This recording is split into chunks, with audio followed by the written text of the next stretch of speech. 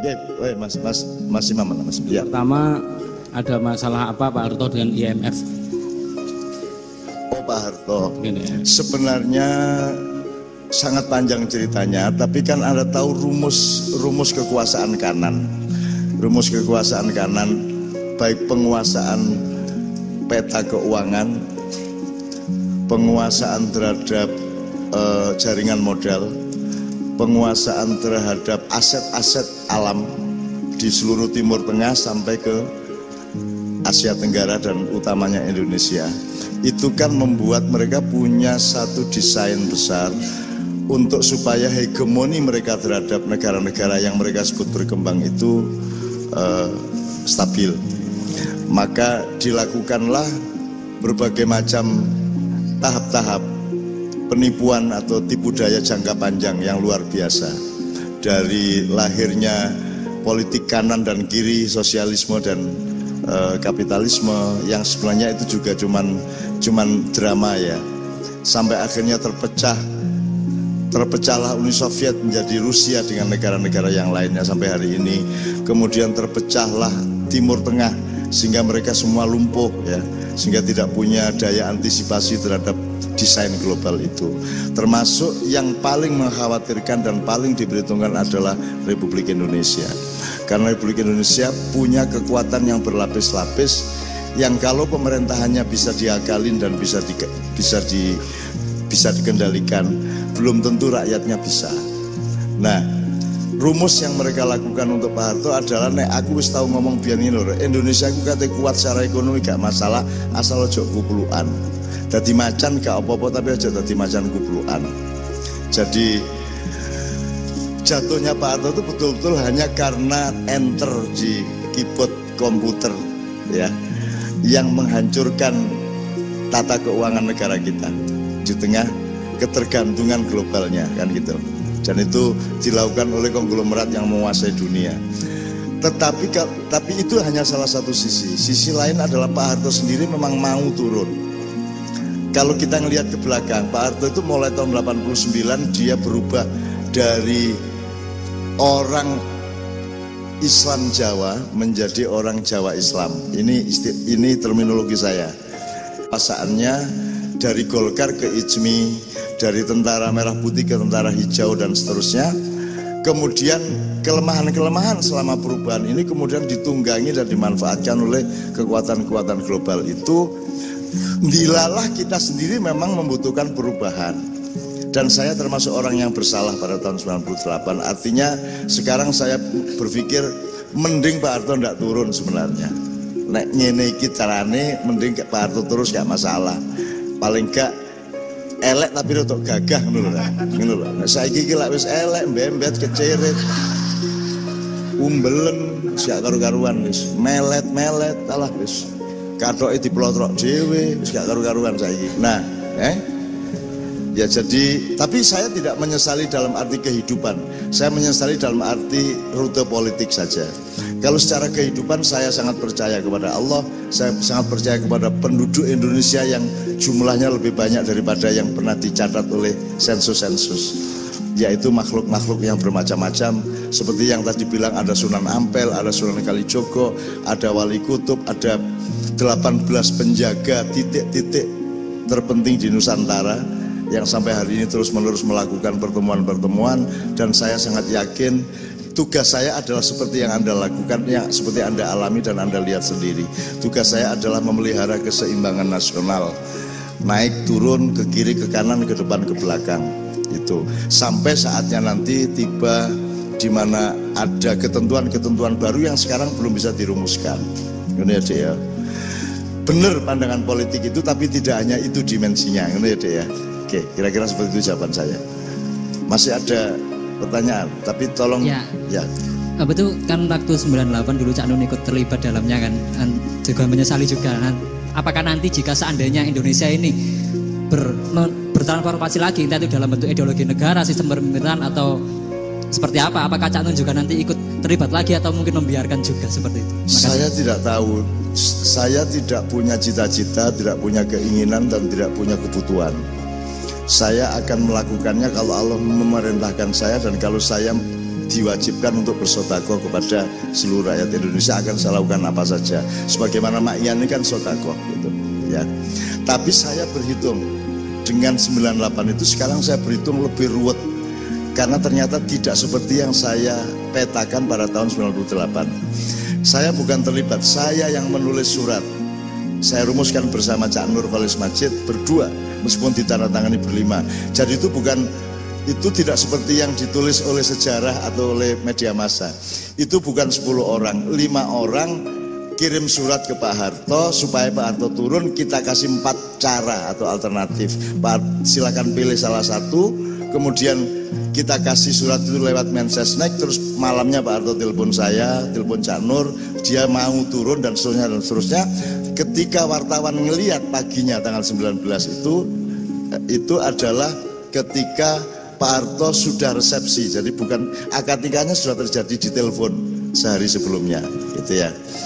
Itu pun saya menyesal karena konsep kami tidak dipakai. Konsep kami itu Pak Harto turun, kabinet bubar, MPR bubar, DPR bubar. Kita menyiapkan 45 orang anggota Komite Reformasi yang akan kita angkat pada tanggal 21 Mei 98 menjadi Majelis Permusyawaratan Rakyat Sementara yang bersidang hari itu juga. Begitu Pak Harto meletakkan jabatan, MPRS itu kemudian akan mengangkat kepala negara sementara ya, hari itu juga, dengan memberi tugas agar menyelenggarakan pemilihan umum secepat-cepatnya, paling lambat 6 bulan sampai 1 tahun, sehingga betul-betul reformasi. Kalau yang terjadi kemarin bukan reformasi, itu mek tambal ban gitu, mengganti ban situ gitu toh. Jadi bukan reformasi, meskipun kita tetap menyebutnya reformasi, dan saya menyesali itu. Sekarang dimensi keruwetannya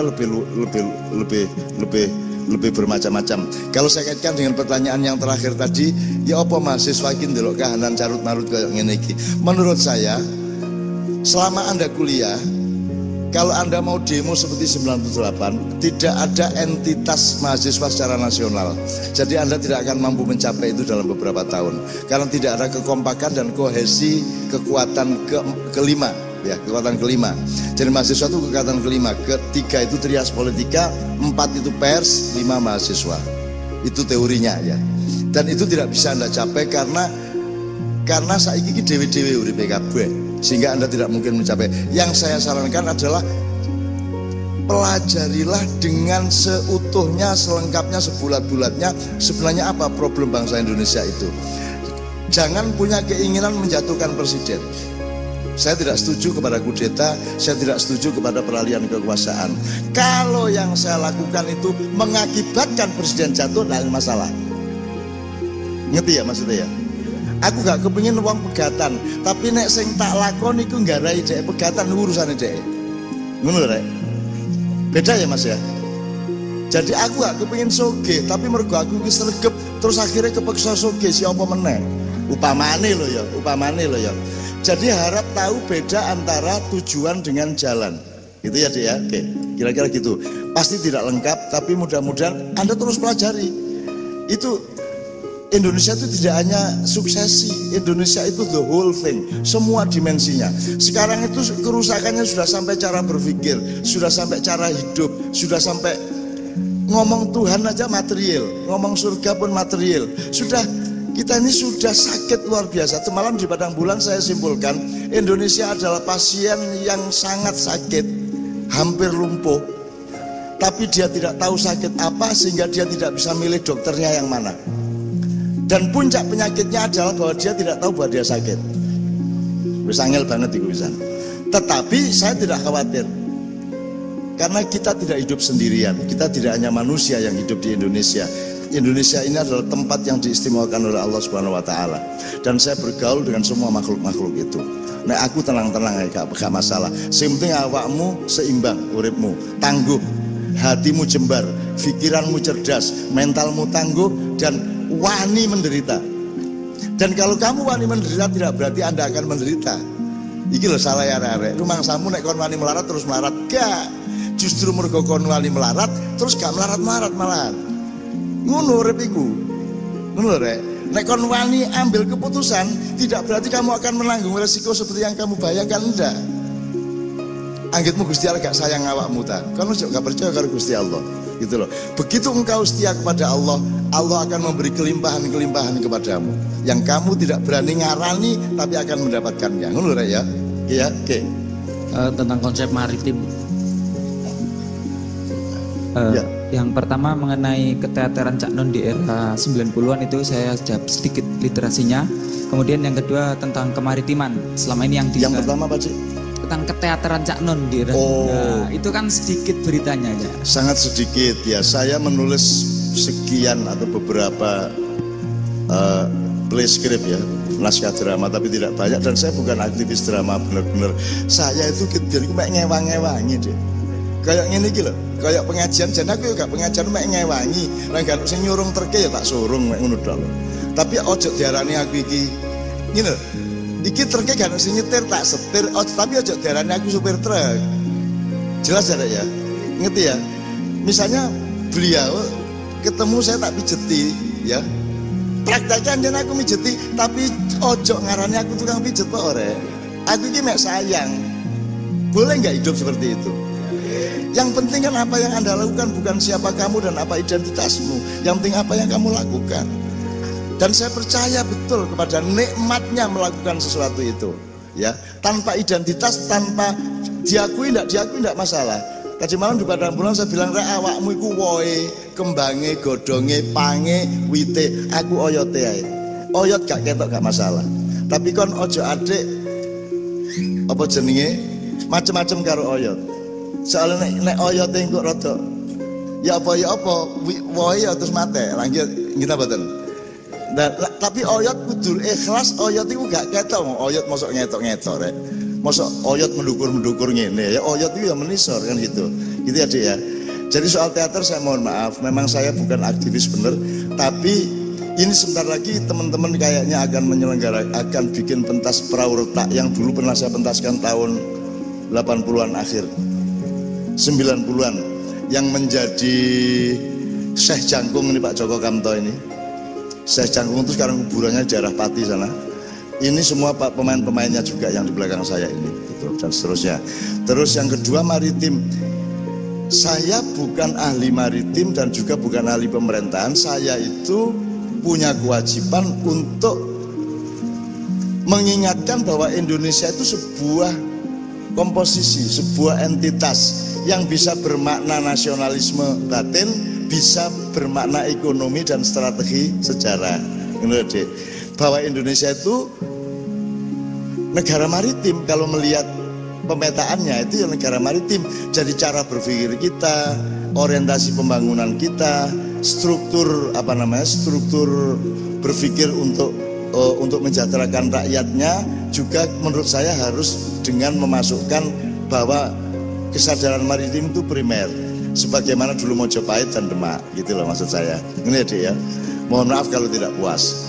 Maksudnya akhirnya kesadarannya yang gimana gitu loh Cak? Ya kan belum. Lek upama kon presiden langsung tak kandhani. Lah presidennya gak takon nih. Gak ono sing takon. Ono 212 ya gak takon. Ono iki gak takon. Ya apa lah nek gak takon masa aku ngandani. Anda harap ingat ya bahwa Rasulullah itu tidak pernah ceramah. Rasulullah itu hanya merespon. Nek ono wong takon dijawab.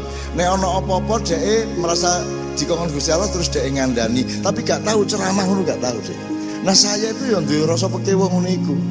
Aku sering diwawancari wartawan, Cak, apa pendapat sampean tentang ini nih? Lho sing bersangkutan gak takon aku, kon takon aku. Wong gak melok masalah itu. Masa ono artis pegatan takon aku. Wong sing pegatan iku gak takon aku, adane wartawane takon aku. Arek-arek ku ya aneh saiki. Pegatan sing dijalano Gusti Allah pisan. Ya saya sih maunya terus, tapi ya Allah menentukan lain. Ngono. Gusti Allah. Loh, siapa ngomong imam? Lu agak melo-melo ini. Enak, yang di atas berkehendak lain ngono arek-arek iku. Gusti Allah ku enak-enak gletak ngono ya. Kuaget dek njingkat sapa ngomong ku mang. Lho kapan aku ngomong pegatan iku ngono.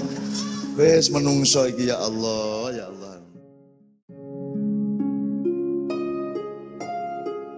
Mbah Nun tanpa identitas. Assalamualaikum warahmatullahi wabarakatuh. Teman-teman semua, seiring kondisi Mbah Nun yang makin membaik hingga sore tadi, merupakan hal yang mengembirakan bahwa teman-teman semua terus mengalirkan doa untuk Mbah Nun. Seperti yang berlangsung malam ini di rumah Ma'iyah Kadipiro, Bapak-bapak, Kiai Kanjeng dan jamaah Ma'iyah Mocopat Syafaat melingkar bersama untuk terus mengaturkan doa untuk Mbah Nun. Sayangnya, yang memprihatinkan adalah berita yang bermunculan. Era media sosial yang super cepat tampaknya membuat wartawan tidak selektif mencari narasumber yang otentik. Orang di pinggir jalan yang tidak tahu apa-apa tapi mengatakan sesuatu bisa disaut oleh wartawan dan dijadikan narasumber utama. Akhirnya banyak berita hoaks bermunculan baik dari media resmi maupun media abal-abal. Ini terkait dengan kondisi Mbah Nun. Wartawan sekelas Kompas dan CNN tidak waspada. Yang penting ada berita. Editor pusat main sambar juga, percaya 100% ke reporternya. Melalui caknun.com dan bukan yang lain, insya Allah kami akan kabarkan secara berkala perkembangan membaik Mbah Nun. Mari bersama-sama kita menjadi pembaca berita yang sedikit lebih cerdas.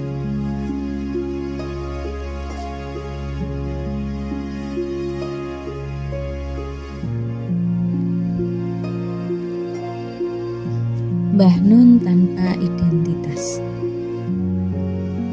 Saat kecil, pertanyaan yang sering menghampiri kita adalah cita-citamu apa?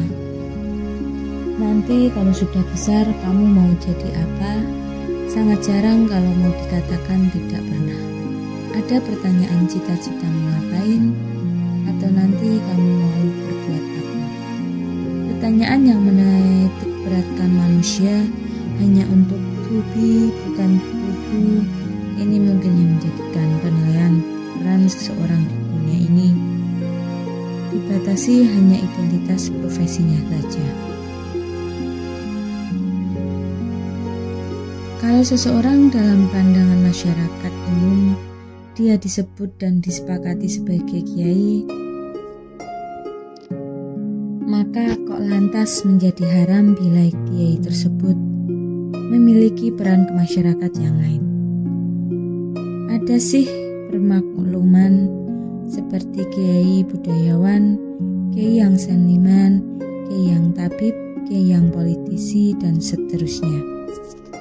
Tapi kalau budayawan yang kiai, seniman, musisi, tabib, negarawan, cendekiawan, wartawan, dan lain-lain sekaligus mungkin akan dicibir sebagai orang yang tidak jelas.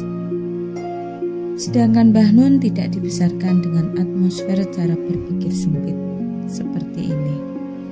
Sehingga untuk melihat peran beliau bisa keliru bila menggunakan kacamata tubi. Karena manusia sebagai khalifatullah dituntut melakukan peran kebaikan apa saja untuk maslahat alam semesta. Tentu dengan mengerti fadilah apa saja yang Allah berikan kepada kita, tapi pembatasan peran dengan hanya terbatas profesi yang mana ini semua akibat dari sistem pendidikan era industri yang mencetak pegawai dengan 1% tertentu. Sehingga menyulitkan kita memahami sosok seperti Mbah Nun yang multi kreativitas dan multi peran. Sudah tidak sesuai lagi dengan zaman sekarang, dan Mbah Nun sudah melawannya sejak muda 45 tahun yang lalu. Sebenarnya sangat banyak peran yang Mbah Nun lakukan, utamanya dalam sosial dan kemasyarakat. Dalam hal ini urusannya bukanlah soal menduduki posisi sosial tertentu, karena mencapai singgasana kelas sosial tidak menjadi titik konsentrasi Mbah Nun. Yang paling utama adalah hal apa yang bisa dilakukan, dan itu bila kita baca, Mbah Nun selalu berlaku sesuai kebutuhan masyarakat sendiri, yang mana tercermin juga dalam peran musik Kiai Kanjeng untuk menyapa segala lapisan masyarakat dengan ragam jenis dan aliran musik yang ada. Pemetaan ini rasanya paling banyak adalah dari apa yang masyarakat ungkapkan mengenai kebutuhan masyarakat. Tapi bila kita polakan untuk tahap awal, ada 6 peran yang Mbah Nun jalankan dalam menghadapi masyarakat di ribuan titik dan dimensi yang mungkin peran ini akan bertambah panjang daftarnya. Pertama adalah peran penyantunan. Peran penyantunan. Penyantunan bukan sekedar memberikan sesuatu yang bersifat materi dan neragawi, walau itu juga tidak kalah pentingnya. Bila kita mulai dari penyantunan yang sifatnya material, kita bisa melihat sebenarnya berapa banyak kesempatan ekonomi yang terbuka di setiap majelis ma'iyah. Lebih dari itu, penyantunan ilmu, penyantunan apapun yang kira-kira dipintakan oleh masyarakat sendiri, bahkan orang-orang yang membutuhkan tamparan sering diberikan dengan cuma-cuma, tanpa Mbah Nun berpikir itu bisa merusak image beliau. Lingkar-lingkar kerja di sekitar ma'iyah juga tumbuh dan berkembang, hidup berorganisme dengan segala dinamikanya, memberikan peran penyantunan kepada masyarakat.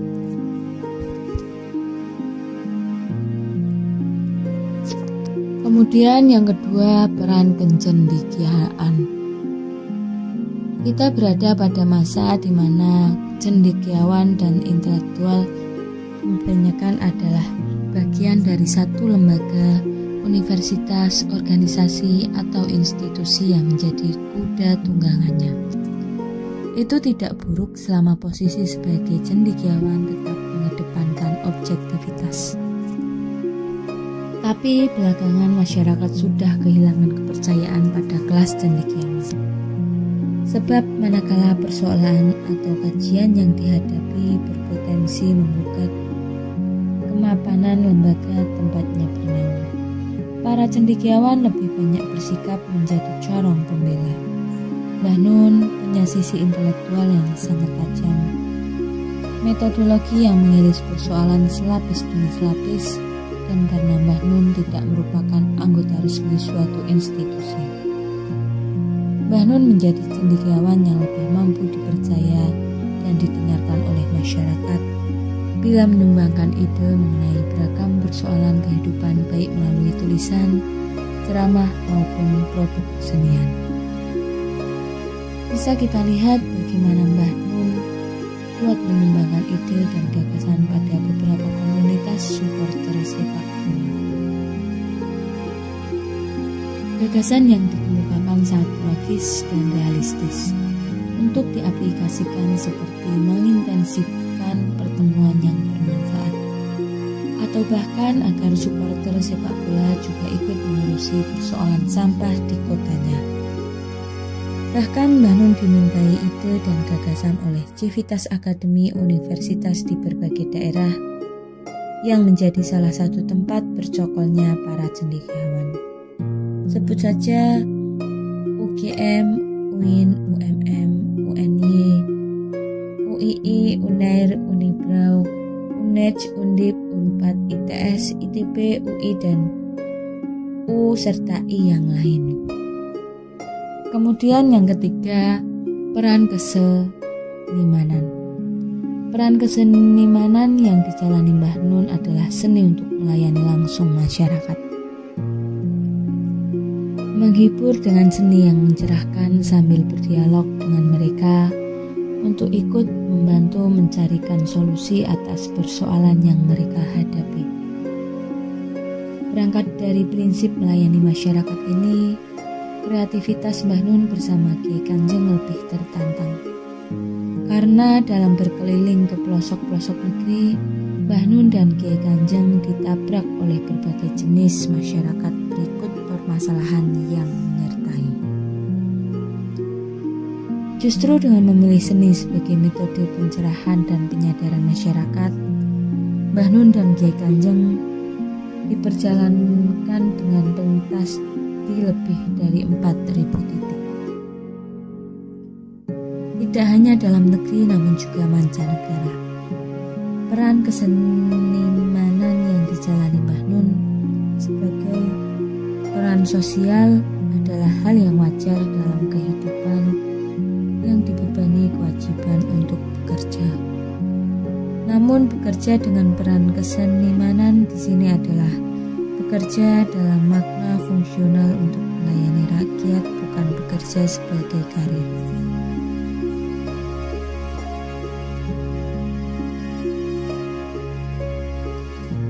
Mbah Nun sama sekali tidak berniat merebut kelas kiai yang terlanjur mapan di berbagai daerah. Tapi manakala keberfungsian sebagai kiai dibutuhkan, Mbah Nun siap berada pada posisi itu. Permasalahan sosial yang perlu dicarikan solusinya banyak dirujuk dari Al-Quran dengan terobosan-terobosan pemaknaan yang lebih segar. Dalam menjalani peran kiai, Mbah Nun mendorong masyarakat, terutama generasi muda, untuk banyak berijtihad dan melakukan tajdid dalam berislam, termasuk menguatkan pendekatan tadabbur atas Al-Quran. Wassalamualaikum warahmatullahi wabarakatuh.